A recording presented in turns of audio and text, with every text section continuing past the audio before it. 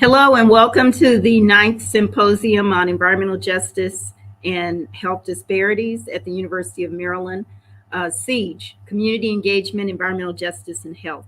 My name is Pamela Bingham. I'm the operations manager here at SEAGE, and we're very pleased to have an extremely distinguished panel and a very diverse panel to talk about the issues around environmental justice and the built environment.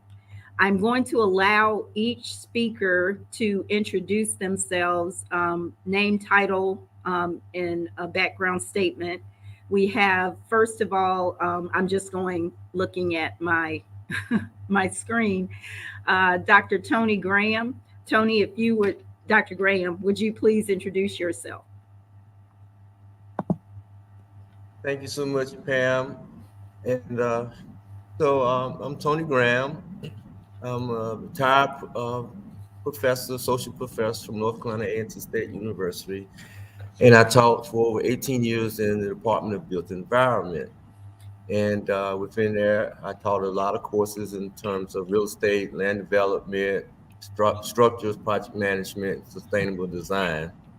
And I also taught, because I have a master's in architecture and I have my doctorate in engineering and civil, both from Morgan State, and I have a bachelor's in architecture and engineering from A&T. I've also been able to transverse both of those areas in architecture and engineering and civil and infrastructure. And so I do a lot, or have done a lot of research in that area, and also in geosciences and GIS. Most of the time, my research was in areas of sustainable design, construction, neighborhood revitalization and transformation, BIM and GIS, as I mentioned, and environmental justice, modeling of the built environment. And so over the years, I've done a lot of that. And currently, I'm a consultant with the HBCU Environmental Justice Technical Team, which is comprised of geoscientists and engineers. And we do a lot of research in the area of environmental justice throughout the Southeast. I also have done a lot of case studies and work with communities, most recently in North Carolina and Winston-Salem, in revitalization and transforming of African-American communities, and looked at environmental justice issues that affected those communities as well. I've also worked in private industry, Army Corps of Engineers, both in the United States and in Europe, and in private industry as far as architecture firms and in planning firms, most notably in Devereux and Purnell, Washington, D.C., and Greenhorn and Amera out of Lower Maryland before I started practicing. Teaching, actually. So that's me in a rough background in areas and how I kind of transverse the environmental justice environment. So thank you very much. And thank you. We appreciate this panel because of the diversity. Professor Dotson, will you talk to us a little bit about who you are in your background and where you are in the country? You're on mute, Professor Dotson. Yeah, sorry about that. I was like, I hope no one leaves themselves on mute, and then I did it. Yes, I am a professor of architecture and chair of the Department of Architecture at Ball State University in Muncie, Indiana, which is about 60 miles northeast of Indianapolis. I've been teaching here for about 23 years. Prior to that, I had a firm. Well, prior to that and during that, I also had a firm, Harmonics, and we specialized in inner city revitalization initiatives in Indiana and around the country. And with my partner, Russell Lewis, an architect practicing in Indianapolis. I currently also work with Dorsey Architects out of Birmingham, Alabama. And we do a lot of work with Equal Justice Initiative, Southern Poverty Law Center, and other institutions, mostly in Alabama, but also here in Indiana.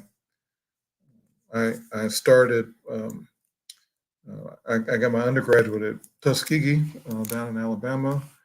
And then I did some postgraduate work here at Ball State for a year, and went to Columbia in the real estate development program back in the late 80s, and worked out in Phoenix, came back to Central Indiana and was practicing and teaching. And I started asking more questions about what the real impact of the type of inner city revitalization work we were doing and what our real impact has been as design professionals. And that's what kind of led me down the path of the pursuit of social environmental justice issues, and started a minor and a graduate certificate in social environmental justice here at Ball State. And to my knowledge, it's the first such program in the country and perhaps the world. And so we've had this program present for about 7 or 8 years. And it's been a real challenge. Thank you.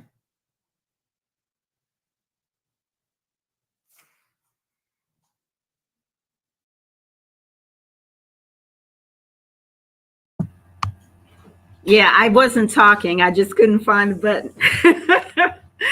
Our next speaker is Stephanie Roberts Bowman. Please introduce yourself, your allegiance or your role in the environmental justice space, and your role as a professional engineer. Sure. Thanks, Pam. So my name is Stephanie Roberts Bowman. I'm a professional engineer. I went to Howard University and I have an undergrad in civil engineering, and I have a master's degree in environmental engineering. Currently, I'm a project manager at Mecklenburg County Stormwater Services in Charlotte, North Carolina, where I manage several capital improvement programs and projects, including stream restoration projects, and also some other kind of floodplain projects that we do in the county. I have previously worked for the city of Los Angeles, where I was kind of a jack of all trades, and I did a lot of environmental remediation work for the city, not design. I worked for the Bureau of Sanitation, but I did more kind of their environmental work. And I also am president of Sunrise Environmental, Inc., and we are trying to pivot now to provide the government with some environmental engineering services. And I've been doing all of these things for approximately 25 years. And so I am very, currently at my position, I am working with our county manager to implement an environmental justice program where we're assessing our capital improvement projects. And that is in the works currently. So I'm really excited that Pam invited me, and I am really looking forward to this panel. Thank you all. And what county are you in? Mecklenburg. In North Carolina. In Charlotte, North Carolina. Excellent. We have some diverse geography here, so that's good as well. That's a different kind of diversity, and it totally relates to the discussion. Our next speaker is Mr. Carlton Ely, and would you please introduce yourself? Thank you, Pam, and thanks for the invitation to participate in today's conversation. My name is Carlton Ely. I'm the Senior Director for Federal Strategies at Race Forward. For those who are curious, Race Forward is not an environmental justice organization, but we focus on ways in order to catalyze movement building for racial justice. And we work in partnership with communities, organizations, and sectors, and we build strategies to advance racial justice within policies, institutions, and culture. I am a graduate of a historically Black college and university. I attended Elizabeth City State University in North Carolina. My undergraduate degree was in sociology. Actually, my first experience working on the topic of environmental justice was my junior year while attending Elizabeth City State University. I have a master's degree in urban planning. I studied at the University of Iowa, and I've been an urban planner over the span of roughly about 23 years. While working for the U.S. Environmental Protection Agency, I actually created a portfolio that focused on the topic of equitable development. As an urban planner, I had some particular concerns in terms of how our place-based programs could actually amplify vulnerability of populations that are underserved and vulnerable, especially people of color. And so I used my role, my discretionary power as a civil servant in order to direct attention to ways in order to advance racial equity or to center racial equity as a civil servant and within the role of environmental protection at EPA. I left EPA in 1998 and I joined Race Forward in September of 2021, again, as their Senior Director of Federal Strategies, where we're responsible for implementing a federal initiative to govern for racial equity. And so I will stop there. All right, thank you very much, Mr. Ely. And last but certainly not least is Kofi Boone. Welcome and thank you for joining us. Tell us a little bit about your background and where you are geographically and what you do. Thank you. And thank you for inviting me to join the panel. My name is Kofi Boone. I teach landscape architecture and environmental planning at NC State University in Raleigh, North Carolina. So Carolina is very well represented on this panel, which is great. I am a Detroit native. I went to the University of Michigan, which is where I learned about environmental justice for the first time, taking many classes from people like Bunyan Bryant and Dorsita Taylor and a lot of luminaries in the at least academic wing of the movement, and ended up relocating a mile away from where the modern environmental justice movement started in Warren County, the PCB landfill protest there. I teach studios and seminars that align with environmental justice in several different ways. One is to help work with communities to increase their access to environmental benefits, so healthy food, walkable and safe communities, increased urban shading, better access to public spaces, but also environmental harms. So currently we're working with the NC Department of Transportation on guidelines to help them recognize the damage that's been done by highway planning across the state to Black and Brown communities and strategies to remediate and repair that harm that was done, and several other studies dealing with air quality and other things. As a landscape architect, probably the least known profession on the panel, the American Society of Landscape Architects is our national organization, and we were all a part of the group that established the Environmental Justice Professional Practice Network. So we now have within that profession a group of like-minded professionals that are trying to pursue these challenges through our profession. So happy to be here with you. Outstanding. So in terms of format, I'm going to start off asking some targeted questions. I'm going to give Dr. Graham about 15 to 20 minutes, so you wouldn't be able to show your entire presentation, but we will post your presentation on the website. And then I will go back to questions and everyone will have at least one question. So, you know, we're in this field. I'm an industrial engineer who became an environmental engineer. My first question is really for novices out there. What is the built environment? And I'll start out asking that question of Olin Dotson. What is the built environment? You're muted.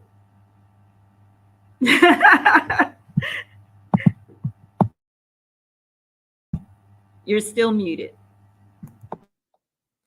What is the built environment?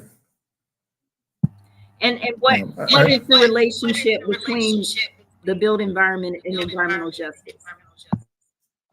The relationship between the built environment and environmental justice. Well, I guess part of the motivation that we have is around environmental injustice, and the fact that the built environment has been used as a tool to impede the progress of certain populations all over the world. And so, I mean, I think we all live and reside in space and place that has cultural and social roots, and architecture is certainly, and landscape architecture, urban design is all a product of that and a tool used to facilitate that. but because we also live in an unjust world, there are there's polarization and stratification and limitation that's always been placed on it and it's often very deliberate, like interstate design and redlining and other factors, but also more nuanced because of the fact that privilege drives a lot of decision making, and it doesn't take into consideration everyone in a holistic way. So we oftentimes are the recipients of residing in unjust space. And so I think that environmental justice is really bringing attention to environmental injustice, and that's kind of at the foundation of it. Thank you very much. So Carlton, what is the definition? Olin, could you mute your mic, please? Thank you. So Carlton Ely, Mr. Carlton Ely, what is the definition of environmental justice, and what then is the definition of gentrification? We hear so much about both topics. No, thanks for raising that question, Pam. I mean, obviously there's the federal definition. I mean, and by that, I mean, environmental justice is the fair treatment and meaningful involvement of all people with respect to the development, implementation, and enforcement of environmental laws, regulations, and policies. But what that definition really means is when we marry environmental protection with a genuine commitment to being socially responsible to communities of color and to low-income communities, we basically realize the outcome of communities that are more healthy, communities that are more sustainable, communities where the outcomes of justice are actually realized. And so that's really where we're trying to focus on it, especially in the context of the built environment. We know that all people are part of an ecosystem, and ecosystems are very delicate. So every human has the right to live in a healthy ecosystem, and the health of that particular system is dependent on making sure that we're proper stewards of it. And so the health of one ecosystem shouldn't come at the expense of another. So the idea of one community being privileged and their privilege overriding or usurping the ability of another community to be thriving and sustaining, that's inconsistent with the goals of encouraging and advancing environmental justice. And I think, as Olin had indicated, that there have been times and instances where there have been certain transactions that have occurred or inconsistencies in terms of how policy has been implemented, where we have valued some communities above others. And that has created basically a landscape of inequity. And that's the reason why we have these conditions of environmental injustice, which we're trying to intentionally correct by thinking more critically about our policies, our practices, our protocols, especially as it relates to environmental protection. Your second question was about the issue of gentrification. And it's interesting you should mention that. The first point I want to acknowledge is when we talk about issues of environmental justice, it's important to reflect on the first National People of Color Environmental Leadership Summit.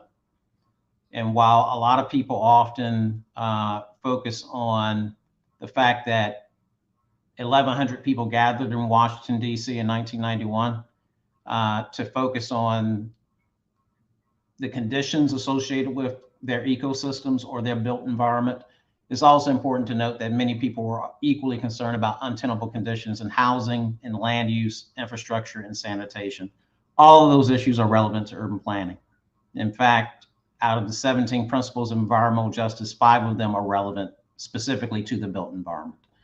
So this is important as it relates to the issue of gentrification, is because when you define gentrification, what it really is a process of neighborhood change that occurs as places of lower economic value are transformed into places of higher economic value while failing, and this is an important note, while failing to mitigate impacts that burden populations that are less economically resilient.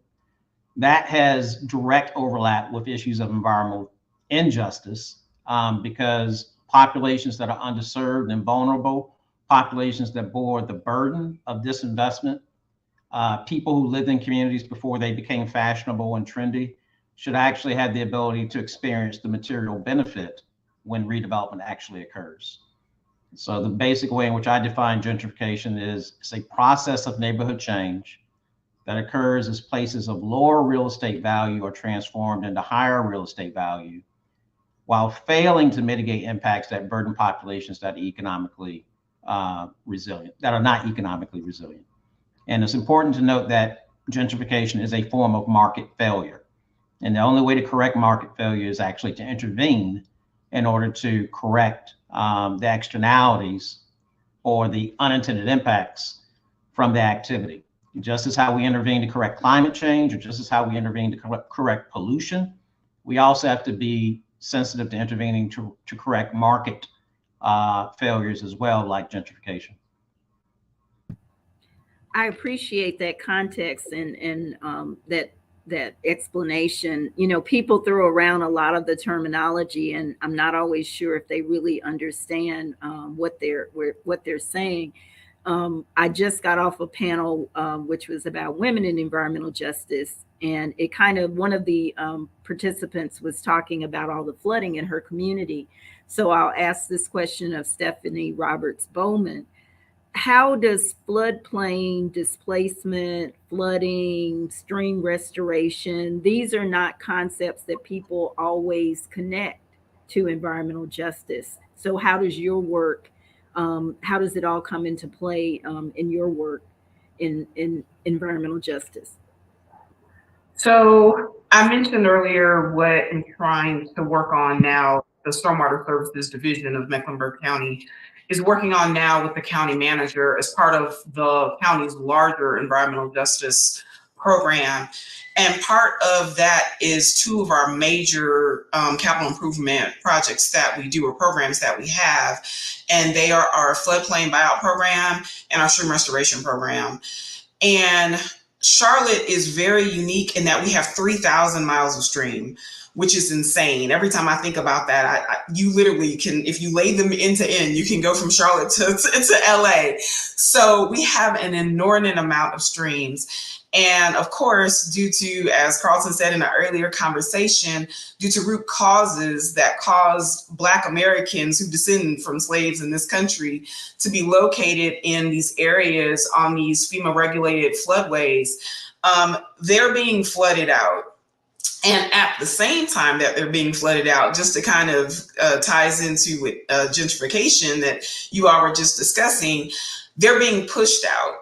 So we have a floodplain buyout program, not just our county, but around the country. There are different municipalities and cities and counties that are also implementing this program because we want people and property not to be damaged by floodwaters. And so we're offering to purchase property owners' homes, and then they can move somewhere else. But as Carlton just stated, where are they going to move? If the market has dictated that they can't relocate within the area where they've always lived and where their families have generationally lived, not just them. And so what we're trying to look at is the method in which we are appraising homes. Because, for example, if someone lives here and the floodway it can be large, it can be small, it can be 100 feet across. You just don't know. It depends. It's very stream dependent. But it can, one house on this side of the street, for example, can be in the floodway, and then directly across the street, they're out of the floodway. And that can be as much as of a difference of $100,000 in property value. And so you have someone on this street who has generationally been displaced, disenfranchised, suffered from these harms, but because they live on this side of the street and most likely they were redlined into that area, their home is then worth $100,000 less than the home across the street. And when we go in and offer them to purchase the property, and we're offering it at a price lower than the house across the street, because then we are saying that, well, you're in the floodplain. It's kind of this circular logic, right? So, however many years ago we redlined you here, but now because you're here, your house is worth less and we can't offer you as much. So we are trying to work through that because that is an absolute EJ issue. And when you're talking about with the built environment, of course, that is where the homes were built, right? And that is where they were placed. With stream restoration, it's a little bit more nuanced because stream restoration is a very niche part of environmental engineering. First of all, it's not practiced in a lot of places in the nation. And essentially, it is trying to restore the streams that were historically straightened by the Army Corps of Engineers or other federal entities long ago at the turn of the century, trying to return them to their natural state to basically connect them back to their floodplain. Because when we don't, what ends up happening is you have a lot of energy. Water, clearly, I'm not going to go through, I'm sure everybody kind of knows, but water carries a lot of energy. And so what ends up happening is that the streams just get straighter and straighter and deeper. And you have a lot of infrastructure in stream banks, such as water and sewer lines. They fail. So there's this kind of snowball effect is what happens if you don't take care of the streams. But oftentimes what happens is as we are determining which streams we're going to restore, we connect that. We do joint projects with our Parks Department. And along with the Parks Department, they build greenways. And so again, it kind of loops back into the gentrification that, all right, so we're restoring the stream, but we're also now building a greenway. And maybe we're not causing gentrification, but in the way that we're implementing these projects, are we stopping? Are we halting it? We're building, so we're doing a stream restoration project, but along with it comes this infrastructure project that benefits a population now that is being pushed out. It's benefiting the population that's coming in. Because of course we know white flight in the 60s, where now gentrification is pretty much the opposite of that. They're coming back. And so now you have these nice greenways that connect them to downtown or to restaurants or to sporting events. And the population that suffered the harms, as Carlton said, has been pushed out. So that's pretty much what we're trying to address in our stream restoration and floodplain buyout programs, which are two of our very large CIP programs. And we are I'm liking that I'm in this space because a couple of people said things earlier in two of the sessions I was in. And one of them was Dr. Jacoby Wilson, when he was saying that EJ is place-based. Because that was one of the items that we were trying to make sure that we addressed, was that what exactly happened in the past in Charlotte. And we weren't getting that information as far as racial specificity and, what was gone. And so I love that I'm here and just hearing all these things in a way that we can better implement these programs. So hope that helps. So that was an excellent segue to Kofi Boone. And then I'm going to come back to Dr. Tony Graham. Professor Boone, it's my understanding that you have a background in historical landscapes. And, history is so much a part of the discussion of place, at least in the South and in that, in America. So given your background in sort of historical landscapes, what efforts do you think should be made to preserve historically Black and brown spaces? And then part two is with the federal government's Justice 40 initiative, do you think it will be beneficial in doing so, or will it have no effect? It's two really hard questions. We can have two conferences on each of those questions, but I will try and give a succinct answer to each one. Regarding historical and cultural landscapes, an important thing is to get the next generation of Black people and Black communities excited about these places and being connected to them through stories, through connections with elders, through institutions, through events like this.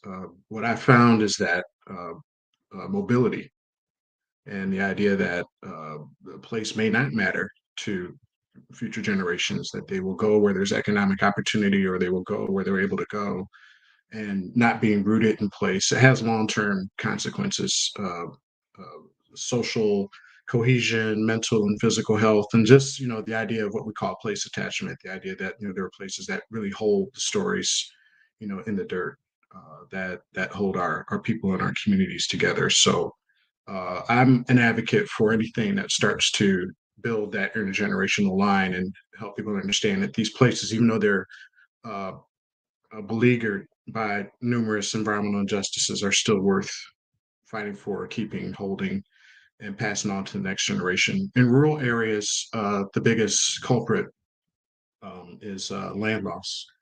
And so historically, it was very difficult and challenging and sometimes dangerous for people to write wills and make decisions about how they're going to pass land down to the next generation.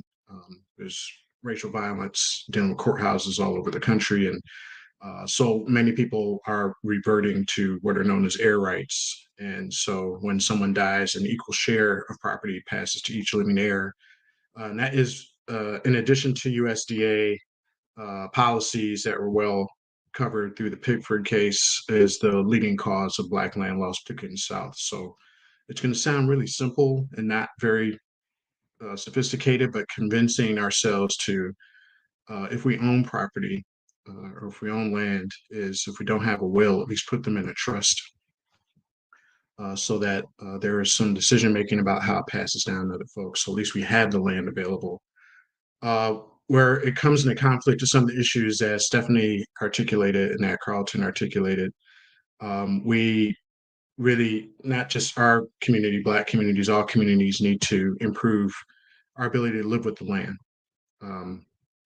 Racialized topography, which is what they were alluding to, this idea that at the time when Black people and African Americans could purchase property around the United States, it was often in the land that was undesirable to white folks. So you're in floodplains, you're downstream or downwind from noxious uses, that sort of thing. We face this in real life dealing with Princeville, North Carolina, in aftermath of Hurricane Matthew, that everything from a technical expert standpoint said, no, you all need to relocate to high ground. But people were adamant about, like, look, this is the first town founded by free African Americans in the United States. You wouldn't do that or suggest that to another community, that we walk away from that type of history. And it's true. And what it instigated, which I think is going to be the close to this particular point, is new, more sophisticated tools for reading the landscape to identify places that can endure flood. And as they're transforming landscapes in Charlotte and other places to parks and other places that can deal with those functions, those uses, helping to understand how that's not a loss, that's a transformation that helps to the long-term resilience of communities. And so I think there's multiple layers to that particular issue. With regards to Just 40, we are running into this here, which is readiness, and community leaders that are already overburdened with dealing with the management, pretty much in crisis mode in a lot of smaller communities I'm talking about now, that the opportunity of a lot of this investment and funding is getting missed because we haven't met the capacity gaps and the capacity needs of Black communities around the South and around the country, which is to say we could write $50 and $100 million checks to town managers across the South to figure out how to deploy these really important just transition moves, but they just don't have the capacity to manage that. And so I think what's being missed is a capacity gap. I think it's exciting that now there's resources at the federal level, there's the will, but at the local level, we need to continue to invest in our communities and help build their managerial capacity. So when these resources come to bear, they don't get overwhelmed, and they can deploy them in a way that responds to their local community's needs. Those were very excellent points, and that is exactly why we wanted to bring together a panel of the different professions that are dealing with this issue, because everyone has a different perspective: architects, landscape architects, planners, engineers. So now we're going to ask Dr. Graham, Professor Graham, to also kind of address his experience in research from the civil engineering perspective. Stephanie is an environmental engineer, and how it relates to this discussion. Are you ready? Okay. Okay, great.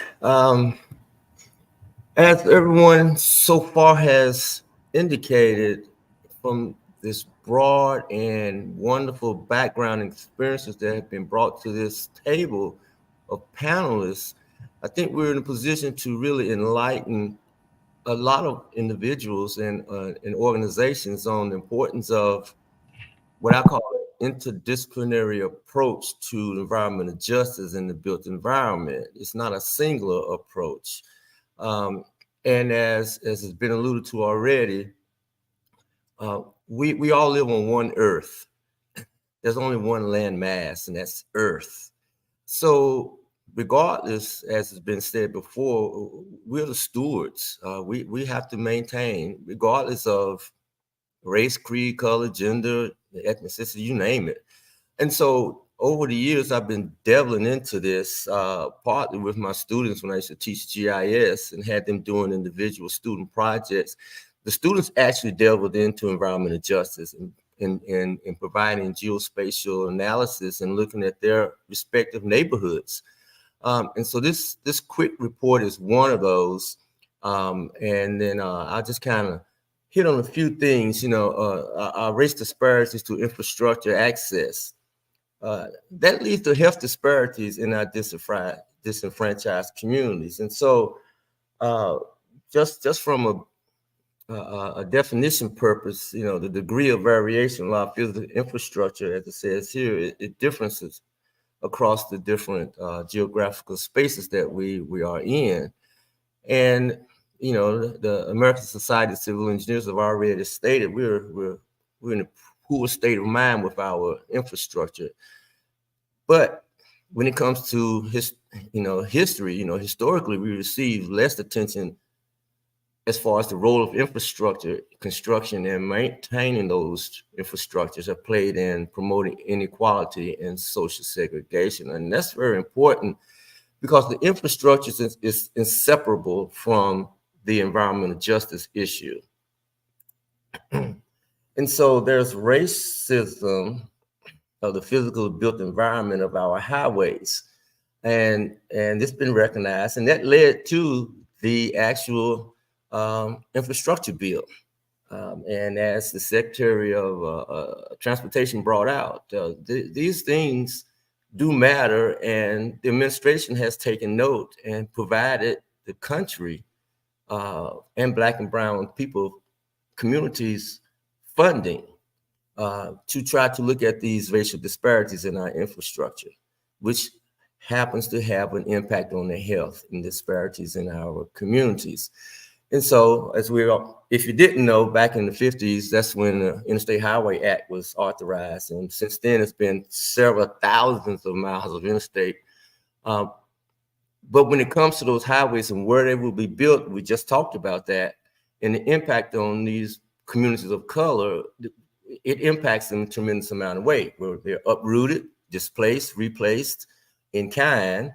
And so this was brought up by, another administration, another transportation secretary. And he alluded to the fact that, and here's an example of one of many, is Overtown down there in Florida, how that community was actually decimated, because of the infrastructure and the way it was applied to Black and brown communities. And so it's a systemic issue. It's an issue where, quite frankly, as a voting bloc, we have to look at. And 2024 is around the corner. So to make changes, you got to go to the voting booths to make these changes, to make them impactful and to make them effective.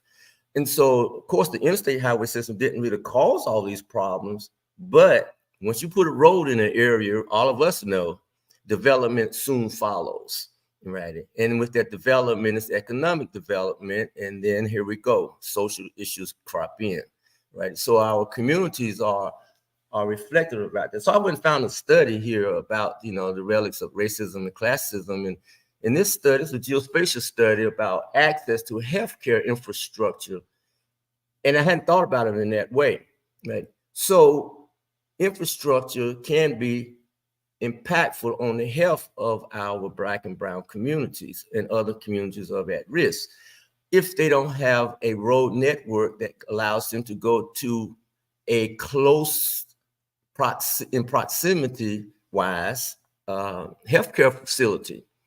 This particular study looked at the impact of the infrastructure system and COVID and how populations of Black and brown were being affected because they didn't have a direct access to a health facility in their communities. And so when we look at infrastructure and we look at disparities, there are multiple ways of looking at that. A lot of populations are greater than 5 miles to the closest facility. That's an infrastructure issue, right? The road condition, that's an infrastructure issue. More affluent populations, they have less than that. It's like the grocery store, it's like the food desert syndrome. You can go in one neighborhood, there's 5 grocery stores on one corner, you go another in a population, and you can't find a grocery store within 20 miles. Or so we are inundated with a lot of these things. And so I'm a jump back and forth on some things here as I go through here. So throughout doing my little research, and thanks to a great group of geoscientists down there in Tennessee State and up in Maryland and Morgan State, I was introduced to environmental justice tools. And the one that's developed currently by the EPA is a tool set that looks at environmental justice across the nation. It has different variables. And here's where I'm really gonna take a hard stab. You know, the EJ screening tool, it's a nationally based, it's based nationally on national consistent data, and its approach is to combine environmental and demographic indicators in a geospatial environment so people can open up the map, look at it, and click on it and see where they're being affected in their communities. Most of this is not user-friendly for the general public and grassroots organizations, and a lot of them haven't heard of this tool. And so even if they've heard of it, they don't know how to use it, right? And so this EJ tool is being used now from a policy perspective to start to look at funding of the EJ funding to get down to the states from the federals, and then from the states down to our grassroots organizations. And herein lies the problem, right? How is that tracked? And we've already had discussions on the EJ tracking mechanism, and when it comes to race or the lack thereof of having this EJ tool identifying race in terms of its tracking capacity. And that's been addressed by the HBCU Environmental Justice Technical Team as we speak. And so therefore, there's a missed opportunity of the EJ screen tool by the EPA. And as it omits detailed references to race in its infrastructural data, which unfortunately, without nationally consistent infrastructure data on race, this tool can misrepresent the national consistent data because it is missing a major contribution to health disparities. And that's the built environment indicators. And I've looked at the tool a couple of times. I can't find but a few. And here's an example. It's a case study. It's a project I did with my research studies about 2 years ago now. And the environmental justice tool, from what I could find, only had one variable. It was a proximity to traffic to variable within it. So this community is called Columbia Heights in Winston-Salem, North Carolina. I actually grew up near this community. And it's surrounded, I'm use my arrow here, it's surrounded by infrastructure. US 52 here on the east side, you have another, on the west side, you have a parkway. On the south, you have industrial complexes on the north. You have another hodgepodge of industries. You have a racetrack, that NASCAR racetrack that races 7 months almost out of the year. And you have right in here a community, African-American community. It's been there for a long time. And right in here, you have a landfill. It's an organic landfill that's covered by an asphalt surface. And it's been there in that community for over 50 years. And it has a methane gas emission tower also right there. So you can imagine the environmental issues in that community, surrounded by that community. And the city has been trying to address that for years. Here's what is shown on the EJ screening tool. This is just how it's done. You just click on the traffic and it shows this. That's it. Nothing else is in there. So you really know what to make out of this. So if you want to try to do something with this, environmental justice funding wise, or what are you going to do with this? I mean, I'm sure there's a lot of smart people out there, smarter than me, can figure that out.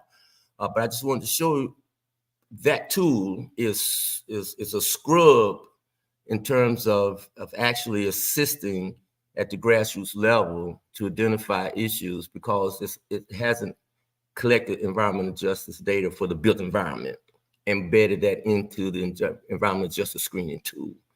And so as city planners on this panel, and as landscape architects on this panel, and as architects, practicing architects, and academia and environmental engineers, and you can see how our backgrounds in our communities are really important, and how this can be addressed from just developing a tool that our communities can use.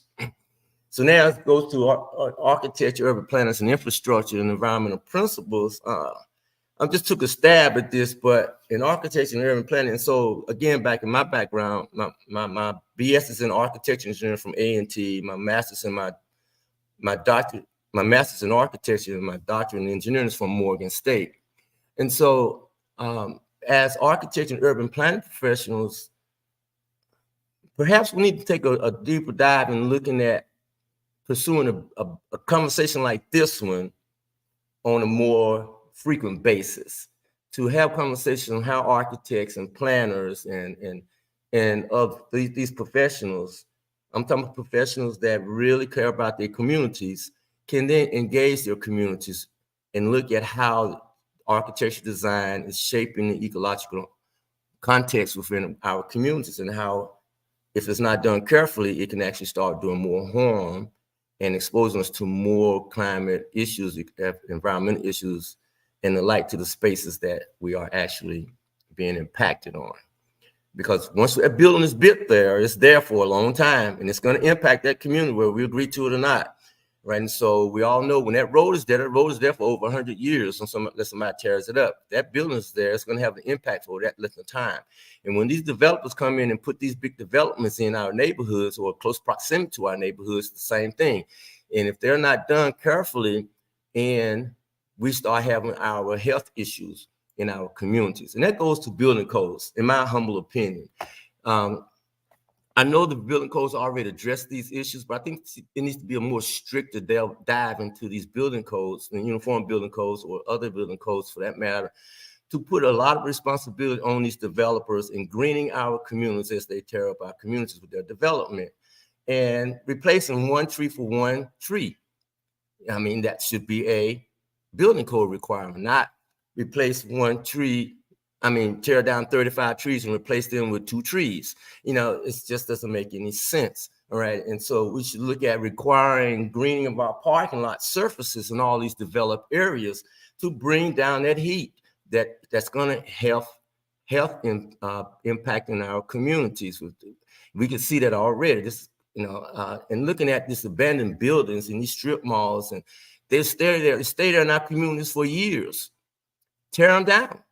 Change the building code so they're tore down after a period of time, and then they're replaced with green spaces until new structures are built on those same lots. All right, and so these are common sense to me. These are common sense building code requirements. If you don't put it in the building codes, then you can't enforce it. Right, and so we all know urban planning puts these in the urban planning books, but there's a little bit more beef can be put in if it's put in the actual building codes.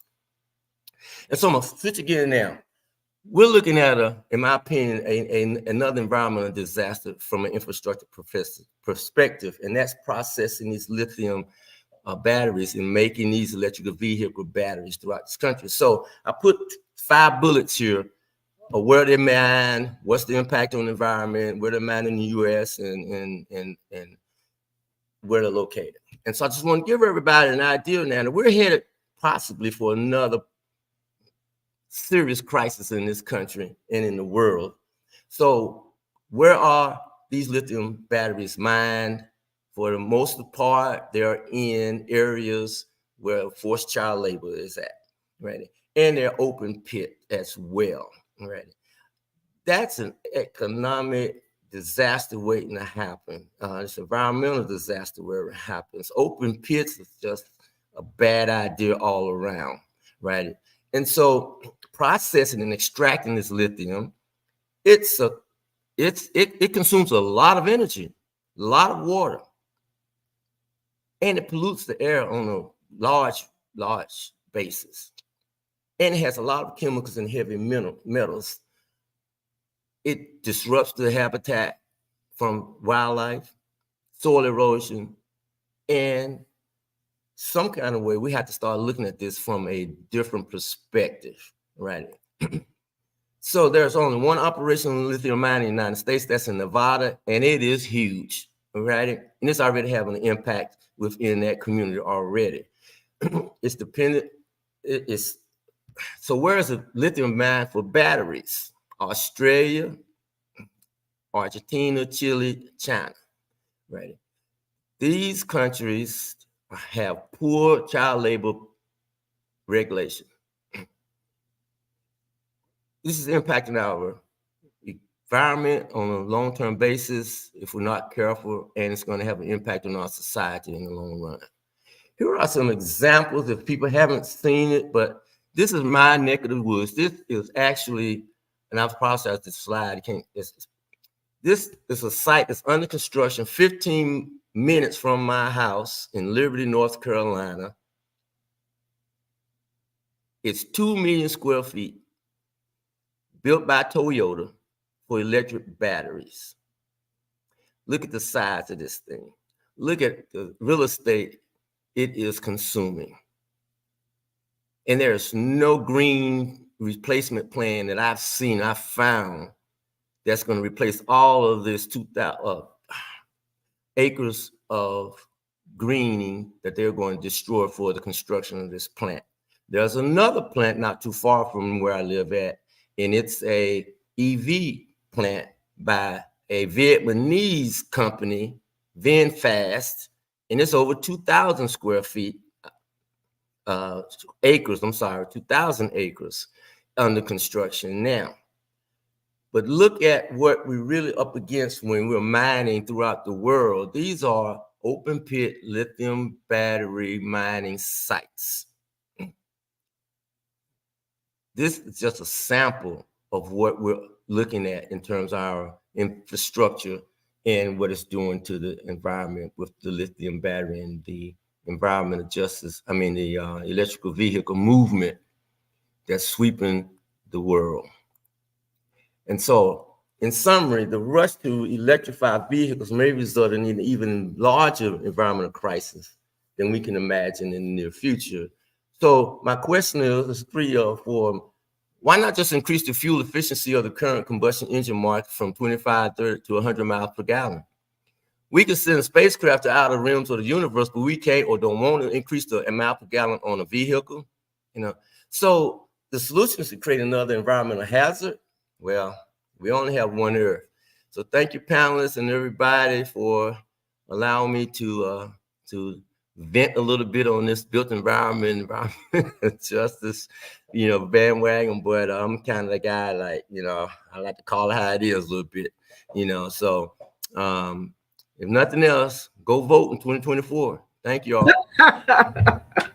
That is a very valid point, and that we're going to end on sort of a futurist question, because we know what the challenges are. You've all outlined them. We know there are problems. There are problems now, and there are more problems coming. Climate change, we already knew disproportionately impacted certain people, and we know who those people are. So you can answer one of these questions, and we're going to go back through the panel. This will be the last question as we end. Is there a project that you find to be a good example of what it means to incorporate EJ in the built environment Or you can answer this question: what should this conversation lead to at the end of the day? So I'm going to go back around and I'll start with Kofi. You can either say, what project do you know that's a good example of incorporating EJ in the built environment, or what should this conversation today lead to by the end of the day? I think it's a question. I'll pick the second part, which is leading to, especially after summer 2020 and the murder of George Floyd. I talked to a lot of communities that were more and more interested in communal and cooperative strategies, that they understood that individually it was very difficult to pull resources, to pull networks, to pull the things that are required to steward communities together individually, but at larger scales too, and decided they wanted to try to do it, in sort of in a mutual aid kind of way, and it tapped into a really rich history of particularly Black communities doing that. So right after the end of Reconstruction in the early part of the 20th century, W.B. Du Bois wrote it. Fannie Lou Hamer campaigned for it, with this idea that as long as a lot of land decisions are in the grips of capitalism and exploitation, but when you start to find structures like community land trusts, like cooperatives and other ways, pull out the profit motive and deal more with serious stewardship of what it takes to make healthy and healthy people, that at smaller scales, it's more successful. So what I'd like to put out there is that there might be other ways that we could organize as communities and as people that sort of acknowledge the huge gaps that we have in terms of resources as we measure it from a capitalist perspective. But we're very rich in our networks and in our relationships and our histories and our connections to the land. So what I'd like to put out there in the future is that there's more of that there's more groups that organize, that center their value system around healthy land, healthy people, and that can start to fill the capacity gaps that I alluded to earlier. Thank you very much. Mr. Ely? Thanks, Pam. I'm going to take question number one, which is focusing on projects that are good examples of incorporating environmental justice. And I'm happy to say that there are plenty of great examples that are out there. One of the major challenges is the fact that often some of the best stories or some of the best examples are often left in the shadows. And so one of the responsibilities for those of us who are experts in the built environment while also being advocates, we also need to do a better job of telling the stories of how we have been guiding the changes that occur within our communities and not just reacting to them. My career as an urban planner is not a traditional path. A lot of my experience was focusing on public policy at the federal level, and there are planners at the federal level, but obviously many planners work at the local level. They work on design, they may work on zoning, they may work on other issues of that nature. But for me, my career was really about analyzing policy and analyzing what the long-term impacts of certain policies may be, especially looking at it from the context of race. I say all that just to emphasize that there are some very clear examples, and I had to spend a fair amount of time investing in correcting the deficits in my own personal education as a practitioner, especially after I left graduate school. The first place I lived after graduate school was Kansas City, Missouri, which is where I had my introduction to the 18th and Vine Jazz District, which Emanuel Cleaver played a very important role in the preservation of this historically Black neighborhood, because he wanted to make sure that the city balanced the goals of economic development and cultural development. And that project is now a $70 million success story. It is at the intersection of environmental justice and the built environment, because they were brownfield properties that have been repurposed within the Jazz District. Also, some of the cultural attributes associated with that project are equally important towards the goals of environmental justice. If you look at the 17 principles of environmental justice, there is a principle that focuses on culture. The first NEJAC report that was published, which was on the topic of environmental justice, urban revitalization, and brownfields, also spoke to the issue of preservation within people of color communities. So this is also a topic that is relevant to environmental justice, although we may not always think about it in the central narrative of what it means to advance environmental justice. Other great examples include the Regenesis Project in Spartanburg, South Carolina, which is a $300 million success story. The last point I just want to make about that project is the fact that as an urban planner and as a storyteller, I use my own discretionary power to nominate the Regenesis Project for a National Planning Excellence Award in 2014. And I did it because I wanted to make sure that members of the American Planning Association, which has 40,000 members, were able to see very clear, tangible examples of what does it mean to encourage equity in the context of planning? What does it mean to encourage environmental justice in the context of planning? Because we can talk about these issues, but if we don't connect people to real clear examples, tangible results, places that they can visit in order to really see what can be the real outcome in terms of this type of work, then they just tend to just look at it and perceive it as being theory. And instead, what I wanted to do as a practitioner was to make sure that people understand that these type of results do actually occur. You have to think critically about how you approach these issues. And you also have to modify your way of working on these issues in order to lead with racial equity, to center racial equity, to think more critically about how do you address unintended impacts rather than treating those issues as an afterthought. So they are very clear examples across the board. Absolutely. And thank you for your work and also developing, I guess, the Equitable Development Awards during your time at EPA. Carlton, you've done a lot and we really appreciate it. I'm now going to move to Stephanie Roberts Bowman to address either of those questions. And I totally see a conference coming out of this discussion today because we barely got through 3 or 4 questions, and you all have such a wealth of knowledge that we need to share more in an interdisciplinary way. So Stephanie, whichever question you like to address. Absolutely. So I'm going to take questions 2, and I'm going to take that because I absolutely agree with Pam that we certainly need more future discussions about this interdisciplinary, because the missing part that I see in the entire reparation space, and that includes the reparative environmental justice space, is the reparative part. And again, Dr. Wilson spoke about that earlier with Dr. Ali, is that we're missing the reparative part, and that's the difficulty that I believe that we have currently, and that other, again, municipalities, cities, and counties will have, because America very much seems to understand reparations until it comes to Black Americans.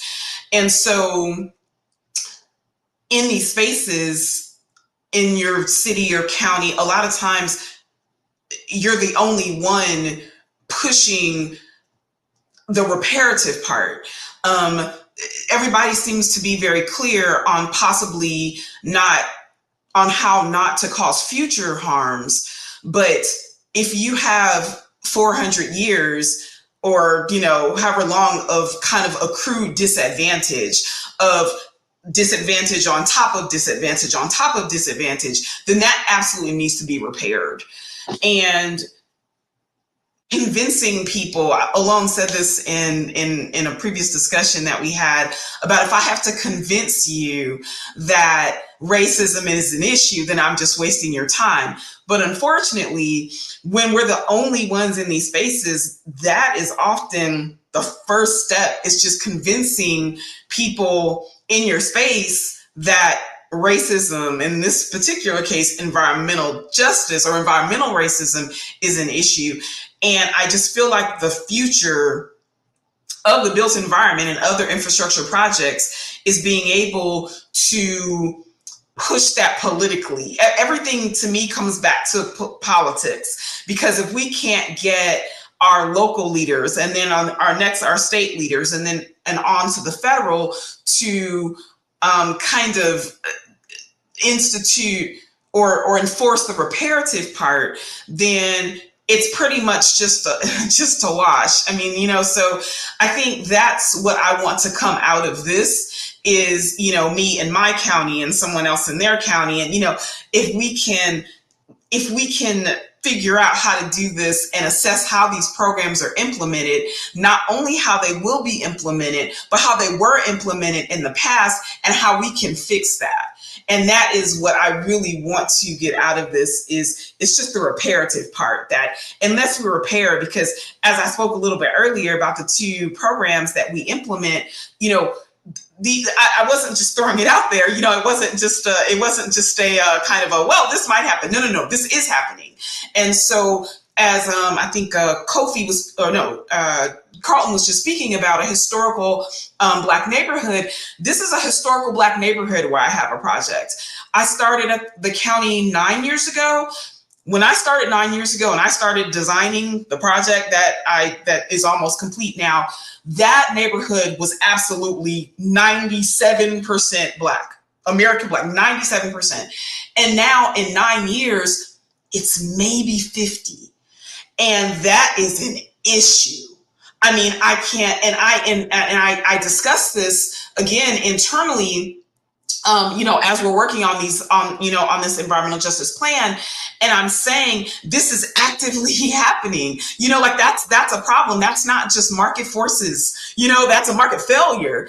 And I feel like if we get the reparative part right, that then we can kind of move on. But we gotta get that part right first. And I'll go ahead and land there because, as Sophie said, we can have 2 conferences. So I'll land right there. But that is that is what I want us to do next.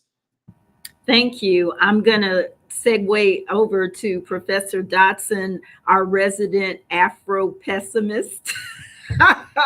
His own term, or the term he introduced me to, and I'm going to let you address either question. You're on mute again.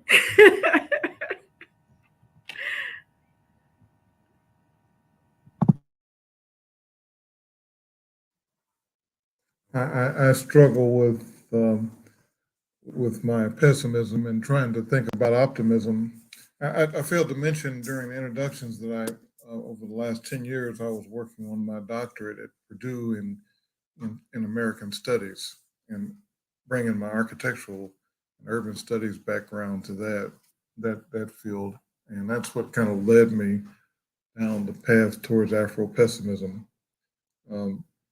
But part of what I was doing was visiting places and spaces where people were working in the trenches to try to make a difference, make a way out of no way in the midst of anti-Black space that we all find ourselves trying to survive in. And one of many places that I visited, one of the many fourth world cities that I visited was St. Louis, in the St. Louis metropolitan area. And I ran across Sylvester Brown, who some of you may have run across. He was one of the leading characters in the documentary, The Pruitt-Igoe Myth, because he grew up in Pruitt-Igoe. And Sylvester Brown is an activist. He is a local journalist in St. Louis, and he started what's called the Sweet Potato Project, where he's working with youth in the North St. Louis area primarily, in planting sweet potatoes on vacant lots all over the city. And that grew, modeled in part after what was done in Milwaukee with Growing Power, in actually selling that food and processing it even to the local school system to provide a more balanced, healthy, locally grown meal in the school system, and cookies and other byproducts of sweet potatoes. Sadly, that project didn't really survive COVID. COVID was a very difficult and elongated time period from it. And a lot of these organizations are fragile in terms of resources. I don't know if Sweet Potato Project will recover or resurface. But even with that, what happens is oftentimes these organizations plant seeds for other organizations to start. So when one thing goes away, something else happens. And in this case, the Sunflower Project came out of that. And there's a group that's planting sunflowers on vacant lots all over St. Louis. And then right across the river in East St. Louis, in a even more disturbing environment, is Elizabeth Patton Whiteside. She's a public health administrator at the East Side Health District, where people come and get WIC support for their children and food stamps and other things. And she decided right on the side of the public health administration building to start an urban farm, a pretty major urban farm and encourage people who are coming there, offering free training on how to grow your own food. Now, I know that we're talking about growing our own food all over the country, from Malika Keeney in Detroit to Imhotep Adiza in Indianapolis, all over the place. But to do it at a health district for a city of East St. Louis, one of the most physically, socially, institutionally abandoned spaces in the United States, is something to marvel. And so we have to celebrate these people that are working in the trenches and trying to make a difference, and again, making a way out of no way. So those are just two examples of many, many people that I see that are making a contribution and pushing back against the injustices that we are so familiar with in this lopsided nation that we live in. Thank you. Thank you for those examples.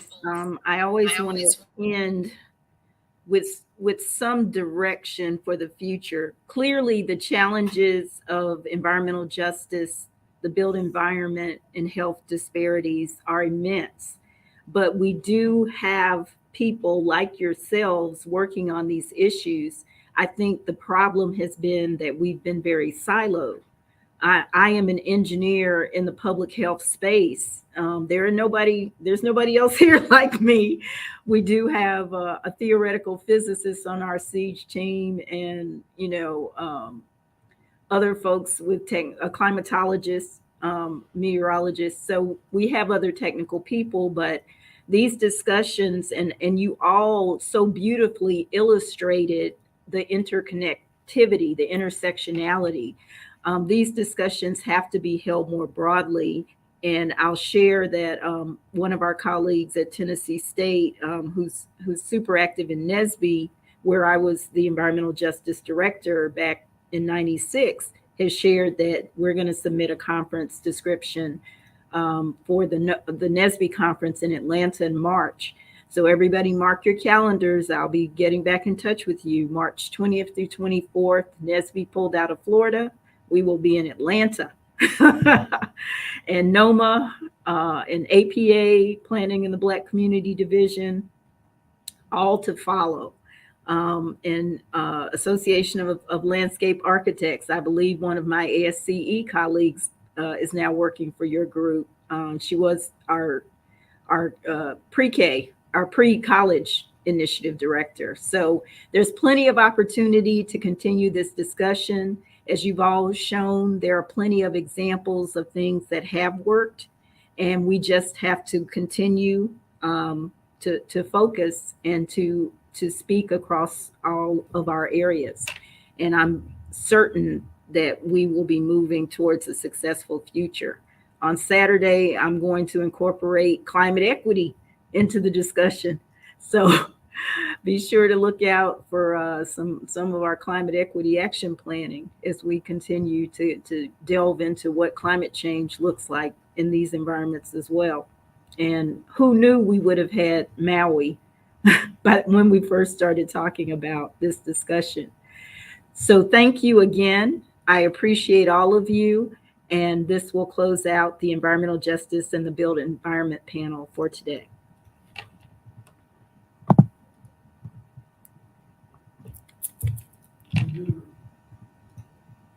Can they hear me?